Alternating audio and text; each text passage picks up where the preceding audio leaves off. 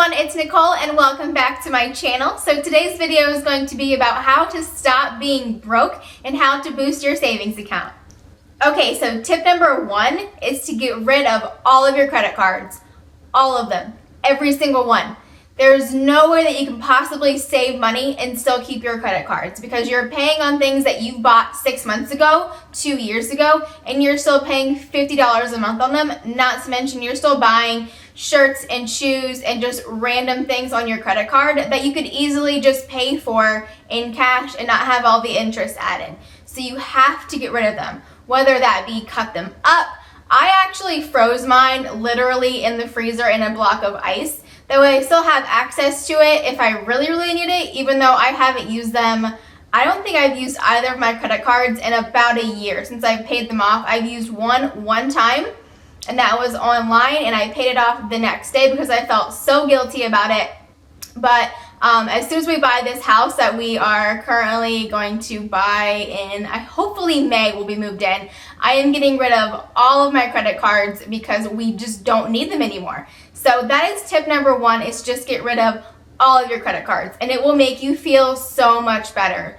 I mean, just having less payments every month is just absolutely amazing. Okay, so tip number 2, after you've gotten rid of your credit cards, which means you've cut them up, you've froze them, you've lost them, you put them somewhere, you have no idea where they are, so you can't access them, then you'll be ready to move on to step number 2, which is to sell all of your junk. There are so many ways to sell things right now. Facebook groups, you can sell things. Let's see, I'm trying to think. OfferUp, you can sell things. There's Let Go, just eBay. I mean, there are so many ways. Garage sales, it's getting warm now, so we can have garage sales. And there are always tons of people willing to rummage through your junk, trust me, because I'm trying to think. Growing up, we've had so many yard sales, and we've been able to make a lot of money doing that. I'm actually getting ready to hopefully have one here in a few weeks so I can make some extra money. So that is my tip. Just sell all of your junk that you don't need. 1, it will make you extra money, and 2, your house will look nicer because it won't have all of that clutter everywhere. Okay, so step number 3 is to cut out any unneeded expenses. This is probably the hardest to do out of all of the tips that I will give you today. So it can be as simple as not buying coffee in the morning on your way to work, or as complex as cutting cable so you can save money, or cutting, oh gosh, probably maybe your gym membership, something like that. Something that is not necessarily needed, even if it's only for a few months. We don't have cable. I'm never home enough to watch it anyway, but it's one of those things where I so rarely watch TV, and if I do, hello, there's YouTube, so you can find it on YouTube. There are so many things to watch, and there's Netflix that's like, what, $11 a month now? So they're such easy things. The harder thing is probably going to be the unplanned expenses, like coffee in the morning, lunch in the afternoon with your coworkers, things like that. You're gonna really have to start planning and buckling down on. Like, say you buy coffee, like what, 3 times a week for $3 a day. That's almost $10 a week. Times that by 4 weeks in a month, and that's $30-something that you could be adding to your savings account, or that could pay extra on a bill that month. So things like that, you really have to kind of plan ahead. We have a Keurig, so that saves us a ton of money as well, so we don't have to get coffee in the morning, or planning your lunch and your meals, things like that, so you're not having to buy out all the time. It saves so much money.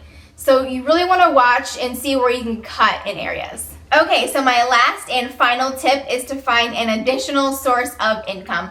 I know that's easier said than done. We are so busy nowadays, but there are so many ways to earn additional money nowadays. So my husband drives for Uber. I've mentioned that in my past videos, and he works on his own hours. He can stop whenever he wants to, so that makes it really nice. You can sell on Etsy if you're creative, and you can do that in your spare time. spring break is coming up, not spring break, summer break is coming up. So there will be a ton of school kids out of school and they will need someone to watch them. So if you are a mom and you want to earn some extra money, do that. I mean, it's like, what, 3 months, and you will be helping someone in your community for one while you're earning extra money. And again, it doesn't have to be permanent. Obviously, my husband isn't going to drive for Uber forever. I'm not going to have a second job forever, but having an extra source of income is really the key to paying off debt, to getting all that extra money in your account so you can feel secure and safe. And to me, it's worth the hard work now, so we'll be able to live a better life later.